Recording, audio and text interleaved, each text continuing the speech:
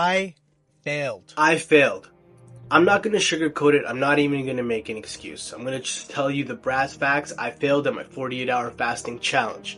You stick around in this video, I'm going to give you the 3 reasons why I quit this challenge, and they might be more surprising than you think. So one of the things that I absolutely love about fasting is that you can really make it however you want it to be, and really at the end of the day, it needs to fit your lifestyle.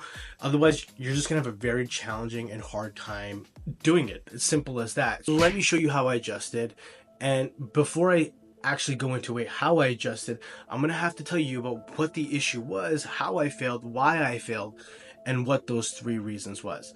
So let me go into the first reason of why I failed this May challenge, which specifically was my 48-hour rolling fast challenge. Now quickly, if a lot of you don't know what a 48-hour rolling fast is, it's very easy. You eat one large meal within 48-hour time span. So pretty much you have like 1 hour to eat a big meal, and then you don't eat again for another 48 hours. That's what a rolling 48-hour fast was.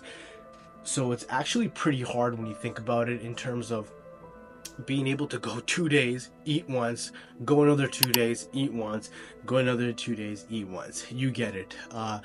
And that leads me to the first reason why I failed at this challenge, and what kind of really broke me was drinking diet soda. So I'm one that loves drinking diet sodas.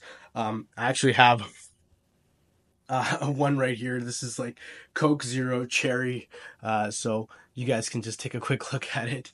But, uh, you know, it's something that I really enjoy. And when I was doing the 2 day of not eating, the 48 hours of not eating, I was having no sodas, and then I was having one when I actually did have my meal. And what ended up happening was I was having the sodas as a crutch. So during the times where I was actually supposed to be fasting, not having anything but uh, water, black coffee, and green tea, I was actually having a soda at the time that where I should have been eating typically in my OMAD once a meal, 1 meal a day. So I was having a soda instead, and I thought to myself, oh, it's 0 calories. Because it's 0 calories, I should be okay within my fast.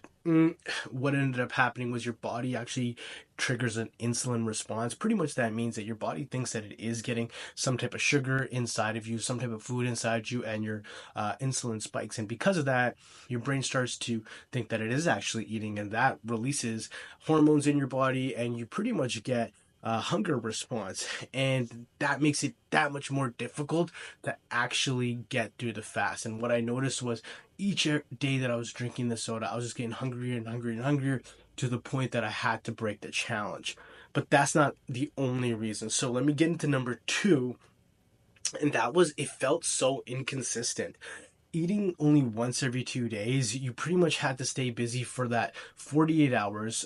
You had to watch your family, your friends eat, your coworkers eat, you're still not eating, you're possibly even making them food, and then you're eating in the 48 hours, and then you're waiting again, and it just felt way too inconsistent for me.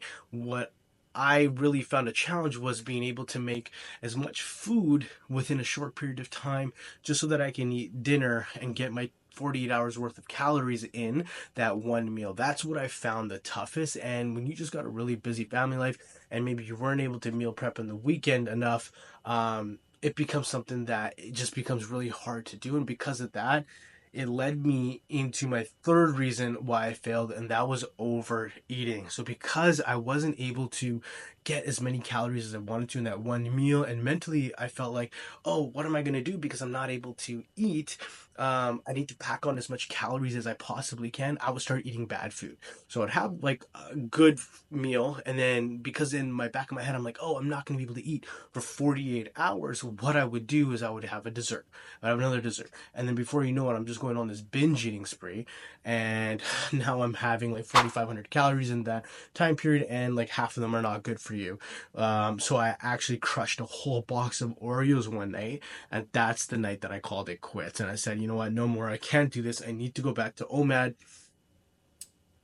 OMAD was much more consistent for me. It's something that I can do easily on a daily basis. So currently right now, I'm back to doing 1 meal a day for the rest of May. And my next video is going to be about how I plan the whole of my June out, and what my fasting protocol is going to be And what I did wrong, I'm going to take some of my learnings from that and incorporate it into my next month. I'm going to share that with you. So if you guys want to follow along on my fasting protocol and possibly even do it with me, leave a comment below. So if you enjoyed this video and possibly you learned anything from it, hopefully from my failures, please give me a like and subscribe, and you'll know when my next video is going to be coming out. See you soon.